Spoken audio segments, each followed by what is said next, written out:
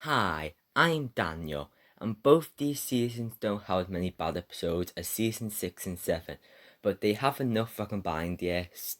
This is my opinion, so if you like any of these episodes, that's good, and SpongeBob's 26th anniversary is on Saturday. And I've got another SpongeBob video releasing soon, and it's not season 10.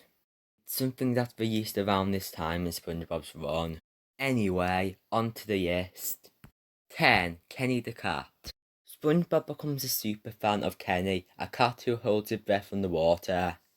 I know Bikini Bottom is meant to be stupid, but hasn't anyone before Sandy questioned how Kenny held his breath for years? And how hasn't Kenny ended up in a situation where he held his breath for too long before? My biggest point with this episode isn't even the forced convenience, it's that Kenny isn't supposed to be seen as bad, but it makes fraud seem too sympathetic. Kenny just wanted to be an inspiration and this nice meeting with people. If they want to tell a story about how idols aren't what they seem, make Kenny act arrogantly in the slightest. 9. Squid Baby. Squidward turns into a baby, and SpongeBob and Patrick have to look after him.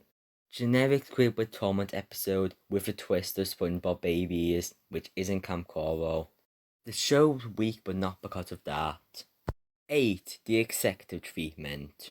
Patrick gets a curry potty meant for business fish, but he gets sent to an office that hates phonies.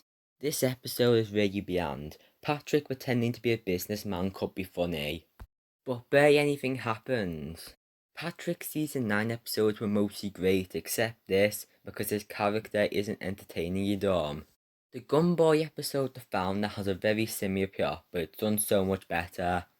7. Demolition Doofus. SpongeBob stops Miss Puff from being able to puff, so she sends him to a demolition race with the intention of having him die.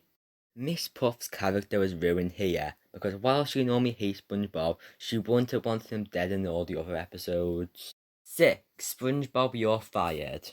SpongeBob gets fired by Mr. Krabs because he could save a nickel, even though he didn't take into account that SpongeBob makes money, and he gets depressed.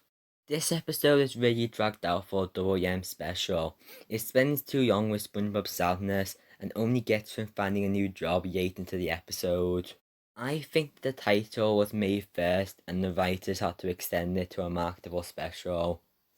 5. Restraining SpongeBob. Squidward gets a restraining order on SpongeBob, so Krabs hire Patrick and that annoys Squidward.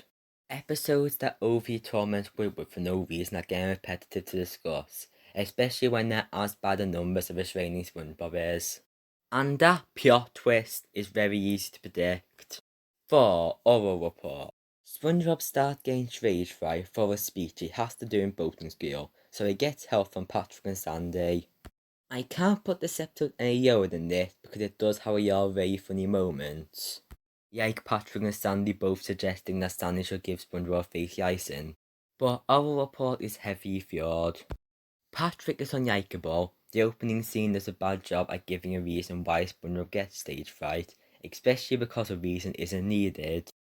And the goggles that make you see people in the underwear suddenly start making the underwear be seen as sentient, and also mean just to force extra conflict comes out of nowhere. 3. SpongeBob Young Pants. SpongeBob buys younger pants and is treated more like an older, posher sponge than before. A complete rip-off of the SquarePants or not the SquarePants, and I already dislike that episode, but at least that doesn't try to make a dumb commentary on social class. SpongeBob Young Pants barely has any comedy, and for this episode it's a flaw because some of the few jokes are funny, like Miss Puff's sudden panic when SpongeBob gets his license. An overall mess of an episode. 2. Are you happy now? When Squidward realizes he had never had a happy moment, he gets depressed and suicidal. This episode is such a depressing bore to sit through. It's hard to imagine anyone watching this for enjoyment, but at least it's not the worst SpongeBob episode about suicide. One course meal is still worse. Also, continuity in SpongeBob is always bad, but apparently Squidward had never had a proper moment. And now, honourable mentions are Smooth Jazz at Bikini Bottom, Face Freeze, Patrick's Staycation, and Sanctuary. 1. Little Yellow Book. Squidward reads SpongeBob's diary at the Krusty Krab. That episode description wasn't good or accurate, but I don't want to get ahead of myself. This episode could be better if the diary, which isn't even yellow, was like an actual diary. The first bit Squidward read was SpongeBob's inaccurate narration on something that happened, while the visuals show what actually was going on. And that was funny, but after that it changed into a book of random secrets without any reason. It is also mean-spirited because the Bikini Bottom citizens were reading it with Squidward, for Ye to scold him and claim to not know it was SpongeBob's, when they literally saw him do something that would be a meme for a different context than what used in the episode. Little Yellow Book is an awful episode and experience that is the worst of both Season 8 and 9. In conclusion, I'm showing my tier list of these two seasons. And also SpongeBob's anniversary is still coming up this week. The end.